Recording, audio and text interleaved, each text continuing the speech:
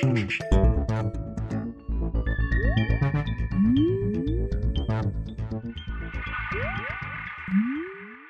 everyone, and welcome to The Vortex, where lies and falsehoods are trapped and exposed. I'm Michael Voris. The history of man is shaped and defined by one thing and one thing only, whether mankind is moving toward or away from God, period. This is true of every individual as well. When a majority of people are moving toward God, splendid things happen.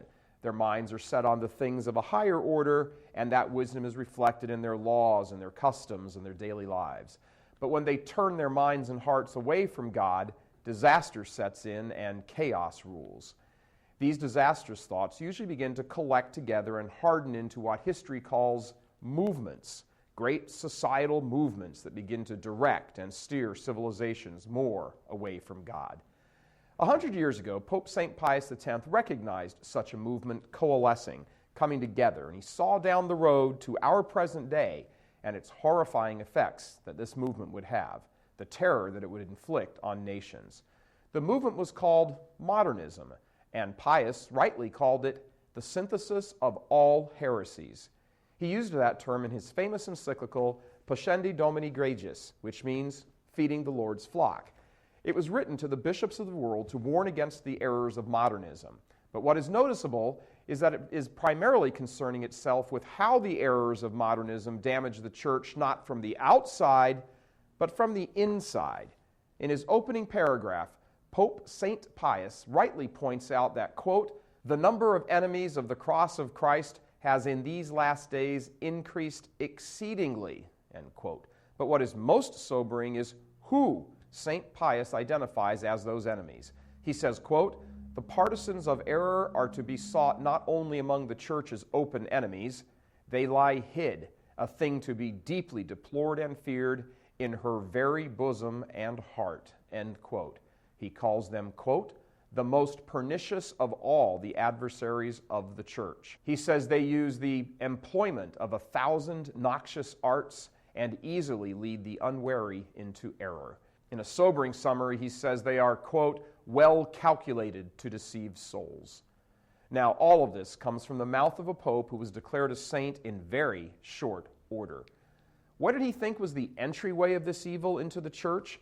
How did some of those within the church become her most pernicious adversaries? By, in his words, feigning a love for the church, lacking the firm protection of philosophy and theology, nay, more thoroughly imbued with the poisonous doctrines taught by the enemies of the church, end quote. Does this sound familiar?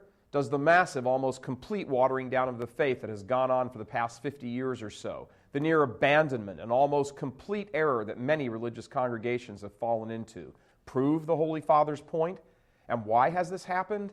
Because of the spirit of compromise and accommodation that has such rule with so many Catholics, lay and clergy alike, in the church today. There seems to be nothing, not one area, not even the smallest corner of the church that is off limits to being profaned by those who call themselves Catholic. And it's all done in a spirit of cooperation and acceptance of the world, which is heavily populated with the enemies of Christ. A mindset driven by either naivete or complicity gladly accommodates itself to the latest social fads, everything coming down the pike, whether it's global warming or funding community organizing groups in the name of social justice.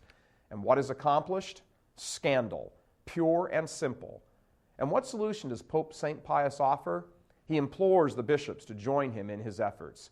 He says, quote, "We may no longer be silent, lest we should seem to fail in our most sacred duty. The security of the Catholic name is at stake. Wherefore, to maintain it, the silence, longer would be a crime. We must now break silence in order to expose before the whole church in their true colors those men who have assumed this bad disguise," end quote. His words are as true today as they were then, perhaps even more true. I'm Michael Voris. Please help us keep delivering these kinds of messages that so desperately need to be heard and acted on. Join RealCatholicTV.com today as a premium subscriber. Become immersed in the faith established by Jesus Christ. The Catholic Church is the only hope against evil because that is its God-given mission.